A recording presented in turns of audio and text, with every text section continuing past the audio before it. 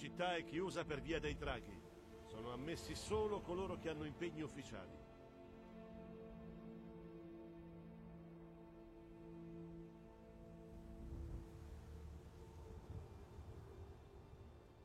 Altrimenti cosa? Credi di poterti opporre all'intera guardia cittadina di Whiterun? Il cancello è chiuso.